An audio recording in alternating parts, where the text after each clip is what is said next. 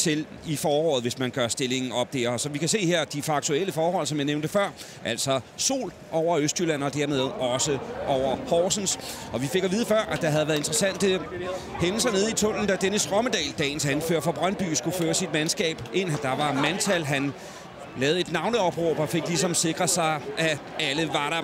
Og Brøndby altså i dag, som vi kan se det i blå trøjer, anført altså af Dennis Rommedal, da han naturligvis er i fravær af Clarence Goodson. Clarence Goodson, som afsoner karantæne i dag. Det er ikke mange problemer, de ellers har Brøndby med at sætte det her mandskab. Det skal vi nok komme tilbage til. Og Jesper Grønkjær, du sagde til mig lige inden du er meget spændt på den her offensive fokusering hos Brøndby, at den måske er for skæv.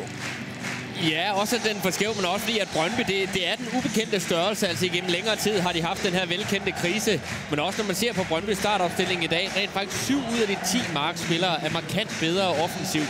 Og her tænker jeg, det er nemmere at nævne de defensive, og her tænker jeg på Stenderup, Dumitz og Randrup, som er stærkere defensivt. Men så faktisk resten af holdet er meget, meget stærkere offensivt, end de er defensivt. Dermed også den her ubalance indimellem.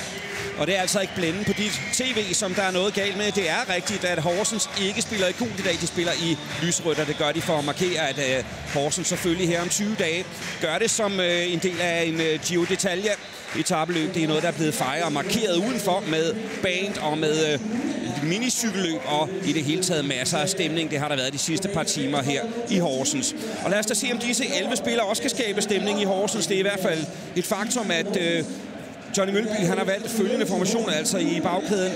Nabil Aslam central inde med Morten Rasmussen, omgivet af Nør og Jul, og så altså på midten Kryer og Mel på kanterne. 2 gamle Brøndby-kæmper, Spelman og Retors helt op foran. Hardetovic og Absalonsen, altså ingen Henrik Toft, ikke oppe foran hos AC Horsens. Og det